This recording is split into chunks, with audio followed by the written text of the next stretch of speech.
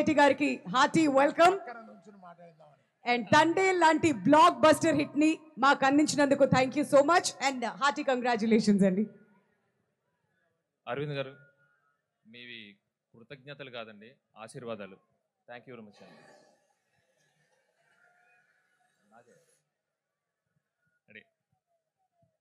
సిక్కోలు జనాలు దుల్ల కొడతారని విన్నాను, ఇప్పుడు చూస్తున్నాను.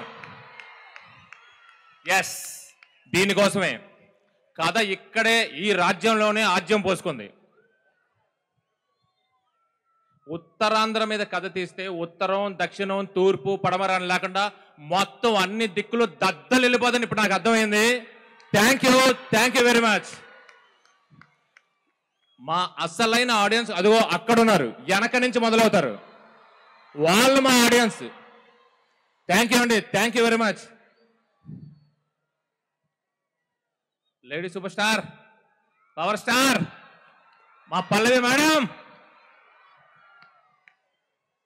ఓకే చైతు గారు, థ్యాంక్ యూ వెరీ మచ్.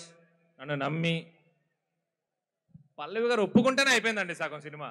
అదేంటండి 50 రోజుల సినిమా పల్లవి గారు ఒప్పుకోవాలి, ఆ తర్వాత మిగతా 50 రోజులు మేము ఏం తీస్తాము, మేము అందరూ ఏం చేస్తాం, మేము ఏం రాస్తాం, ఏం తీస్తాం దాన్ని బట్టి. ఇదే టాక్ బయట.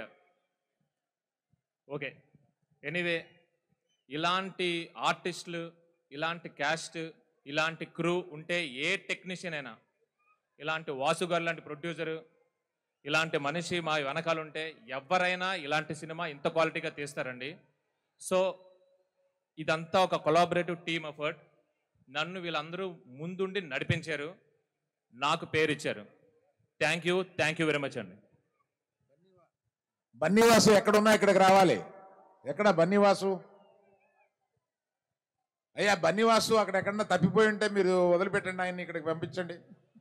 సార్, మన శ్రీకాకుళం ప్రజలతో సెలబ్రేట్ చేస్తున్నట్టున్నారు ఆయన, స్టేజ్ ఎక్కకుండా వెనకాల ఎక్కడో. హలో బన్నీవాసు గారు, మీ చేయెత్తాలి. ఇక్కడ ఎక్కడున్నారు?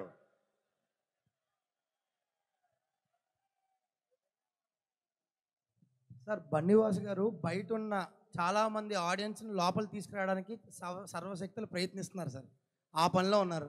కానీ వాళ్ళందరూ కనపడుతున్నారు మాకు ఇక్కడికి. హలో